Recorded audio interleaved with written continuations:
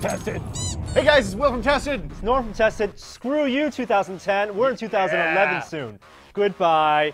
Thanks for all the apps. Oh, apps. Hey, it's Apps of the Year time. Of the year. What have we liked best through all 2010 on the app front? My iPad can only hold 10 apps. Which should they be? These. Wow, you have the crappiest. Are you sure that's not an e-pad? These.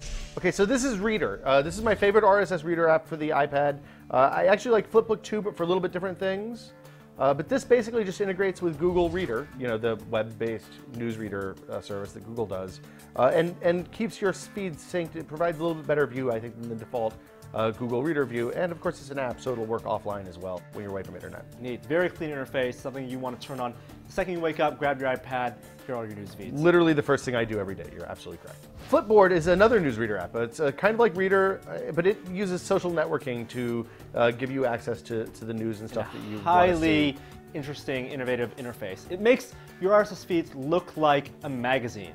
Yes, exactly. It formats it interestingly. We have table of contents, and it's pulling from sites like Boing Boing, from Wire.com, from Economist, and look, it's just like a magazine. Well, the thing I like most about it is actually that you can connect it to your Twitter feed or your Facebook, and the things that you follow, it will dump into the thing. So, you know, Sunday, Saturday morning when I'm sitting around having a cup of coffee and I want to just see what's happening on the internet and be entertained, but not necessarily get a comprehensive view of all the news of the day, I load this up and it pulls in the articles that people have shared that I think that they think are interesting. So it's a mix of their tweets and the actual stories that they're linking to.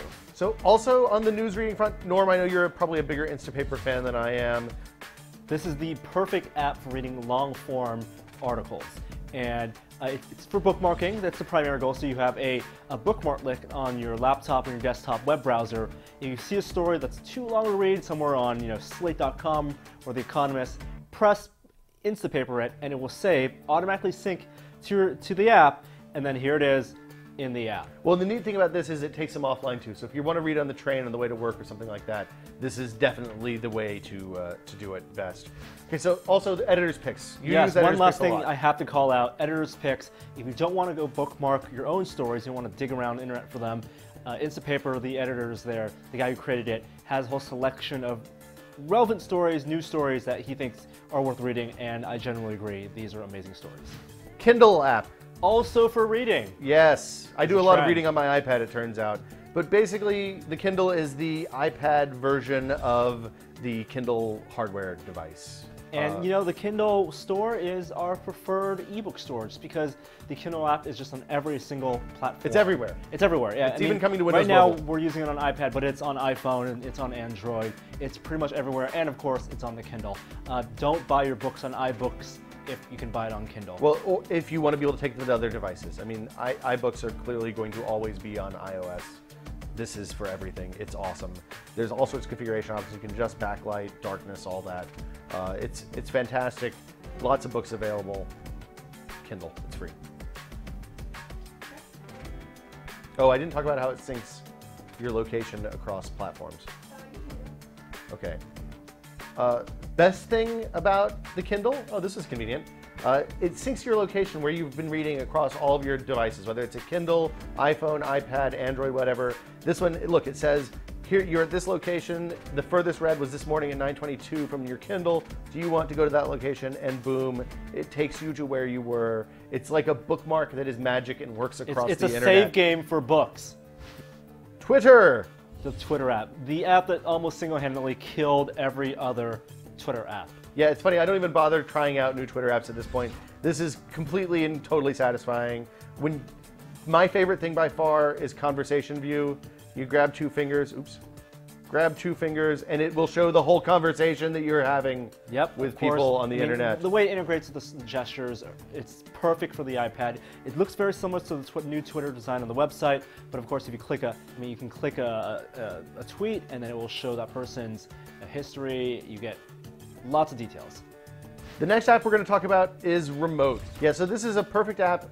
Really, the biggest use you're going to have with this is if you actually have your MacBook or an Apple TV or something connected to your stereo. But this gives you a window into the content on your other libraries, and then lets you play that content pretty much anywhere you want. Yeah, you can create playlists. You can just It's kind of like what I want iTunes to be, even though it isn't. Yeah, you can actually play the content on the remote app, but it lets you, it's a remote. Now it's playing on my computer. Who knew? Probably that's annoying for everybody sitting around my computer when I think about it. Netflix. Man, this is like the most essential app for the iPad. You think so? I think it's the one that everyone wants to see. When the iPad first came out, it was like magic. Yeah. You can watch video if you have a Netflix streaming account anywhere you have internet connection. I think our shitty Wi-Fi might be having a negative impact on the Netflix browsing experience right now. It's processing. It's usually a lot faster than this. So the Netflix app is actually pretty much the same as the Netflix website. Yes. But it lets you do everything you want to do. You can add to queue, you can add to your instant queue, you can watch your movies, and the movie playback is glorious.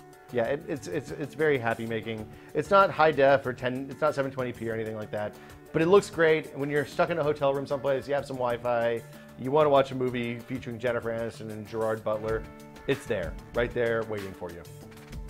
That's right, we're watching The Bounty Hunter, people. Stand back. Ratio. Ratio is a iPhone app. It's not even an iPad app, but it's based on the Michael Ruhlman book Ratio, which is all about the ratios used in cooking. We talked about it a few weeks ago. I use this all the time to give me bases for recipes. And the thing that's awesome about it is, of course, that you can change units and measure, as you're going, rather than get the ratios right as you're cooking, basically. If you have 10 pounds of flour, you need 96 ounces of water in order to make bread, and 3.2 ounces of salt, and almost 1 ounce of dry yeast. There's a ton of ratios in here for all sorts of different stuff, stocks, sauces. Basically, if you want to know how to make chocolate sauce, bam, right there. You need chocolate and cream. If you want to know how to make caramel sauce, who doesn't? Do you know how to make caramel sauce, Martin Chen? I hate caramel. What? Caramel, even. What? Why do you hate caramel? As much as I hate nougat. Nougat, you mean? It's European. This is Air Video. Air Video. Air Video. It's a fantastic app. Basically, what it lets you do is stream your entire movie collection, either inside your house or even across the internet. That's right. So you have media files on your home computer or home server, and you run this little client, server client, and then you run the app, and using the app, you can access all your videos. Voila. I'm watching Young Frankenstein, or Steen. It's a movie you rip. You can have it in any format, MP4, you can have any codec, and it'll just transcode in real time. The only things it won't do is DRM stuff, so stuff you bought from iTunes or Amazon or something like that. And that's pretty much it. It'll even down convert Blu-rays on the server if you have a fast enough server, so that they'll stream across the internet without any kind of problem. You can change the bitrate resolution settings, so it'll even work over 3G. Yes, it is a fantastic app. Everybody should download it. The server software is free. You pay like $5 for the app. It's awesome. Oh my God, that's Chloe Bananas. That's Chloe Bananas, and this is Imovie. Hey, we did a video with this. We did do a video about this. I believe I won a competition. Yes. Imovie, it's an Apple-made app, and it's probably one of the most powerful apps on the iPhone. It's a crazy, like, non-linear video editing on the iPhone is a bananas thing. I can't believe that exists as a thing. And I mean, it's obviously not as powerful as iMovie on macOS, but it's content creation, real content creation on a mobile phone, and the fact that I could create a 2-minute movie that delighted hundreds of people, thousands of people, amazing. Hey, but my frozen yogurt tasted better than your dog video. I don't know about that, Chloe. It's awfully tasty. She smells like dog. Oh, and yes, you won that round, Chan. Okay, those were our 10 favorite apps of the year, 2010. Well, it's my personal What's favorite. your personal favorite, Norm? It's gotta be Twitter. It's Bam, like Twitter. the website, except better. You use slides, pull the refresh. I love it. Just pull the refresh. I like the two-finger Non-stop. where you pull down to show the conversation view. That's fantastic. Slide. I also really like Kindle. Slide. It's my personal favorite, probably. Since you picked Twitter, I shouldn't have let you go first. We'll be back next week with Games of the Year. Oh, games! iOS mostly, but some Android too. 10 edition. more. Yeah, see you guys next week.